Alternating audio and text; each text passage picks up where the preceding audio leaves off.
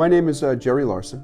I've lived in East Hampton most of my adult life and as a child as well, actually. And I'm the mayor of East Hampton Village. I was elected in September of 2020, right in the middle of COVID. So we were supposed to have an election in June, and the governor put it on hold until September. So we had 3 months basically of no campaigning, and that's when we started raising money for the food pantries, and we started doing more.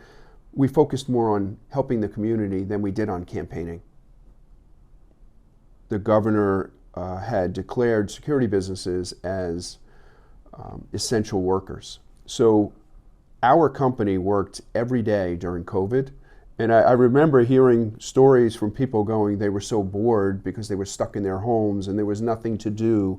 And I just remember saying to my wife that we're out there every single day, you know, getting exposed and really in the trenches, if you will. In one house, we had to actually wear complete,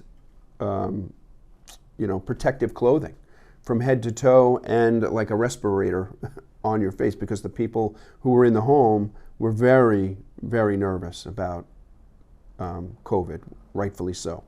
A lot of people, we had to make appointments. They would leave while we were there. We would do the work, and then they would come back. So it was definitely very different. It's more than just taking your shoes off when you go in someone's house. Well, normally a campaign is you go door to door, and that was kind of put on hold because people didn't want you knocking on their doors. So we kind of found other ways to campaign. We did a lot of video. We did Facebook Live videos where we could get into each house. We raised over $100,000 for the food pantries during our campaigns, which were overwhelmed with demand. When the masks became a big deal, we were able to secure masks from China, and we were able to hand out free masks. And we did it right out of the Hedges Inn parking lot up on James Lane. As a village, we're really under the guidelines of the state. So if the state puts out a rule, which we even felt it was unfair, that they were shutting down a lot of businesses because they treated Suffolk County as a whole. And really, Western Suffolk was really where they were having the spike in the pandemic as opposed to out here. And out here, our businesses were forced to close. Our restaurants could only do to-go food. And that really wasn't fair because we didn't have the numbers that the western part of the county have. So that we felt was very unfair, but our hands were tied. We tried to help our local businesses as much as possible by providing outdoor dining and things like that. And I think we did a good job. As mayor of the village, I think the darkest moment of the pandemic was not knowing when the vaccine was going to be available. If it was going to take 5 years or 6 months, and that was the darkest part because you didn't know how many people were going to die. So to me, that was a little concerning. Well, the housing situation has become worse, obviously, because people who hadn't lived in their homes and maybe have rented them decided to move from wherever they were into the homes. So therefore, there were no rentals available. And the rentals that are available are really so outpriced that it's causing major issues for local young people to find housing. My own son lives in a tiny little apartment below a restaurant and pays over $1,500 a month just for rent. And it's a studio apartment with like a kitchenette. There's no way to really, for a local kid, to make enough money to purchase a house. I mean, a house may go for $800,000. That means you need, $40,000 down payment. I mean, it's a very difficult situation right now that everybody's in. As most people know, our EMS system, our ambulance, is made up of volunteers. And several years ago, prior to the pandemic, they were struggling to answer some of their calls, and we had to implement paid paramedics, which went into place in 2013.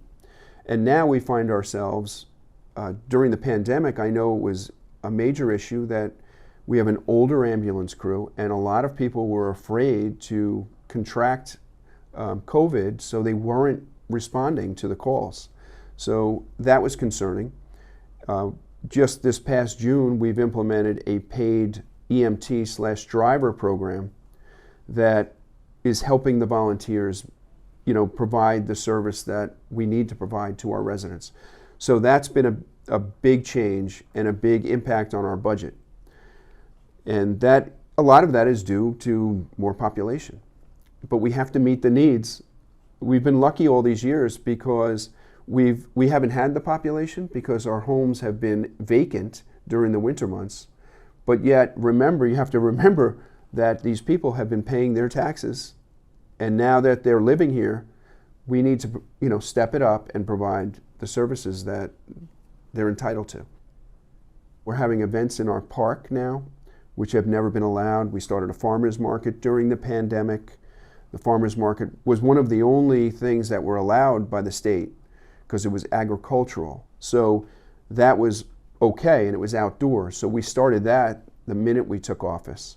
And that's been a big hit, and that still goes on now. We're also letting our local institutions like the library and Guild Hall use Herrick Park as a venue. And we have the first time ever Authors Night in our park, and we're really excited about that. We begged Dennis for that. So we came up with the idea to have the event at Main Beach, which is a great community event. It brings in visitors, it brings in locals, and it brings in part-time residents. And it really makes people feel like part of the community. I've learned that anything is possible, that things that you think are far-fetched and that could never happen actually can happen. And it's really been an eye-opener for me because I never thought in my lifetime I would see something. I thought seeing 9/11 was unbelievable, but seeing this was horrific, in my opinion. Hell. That's all I've got. It was hell. I got no more.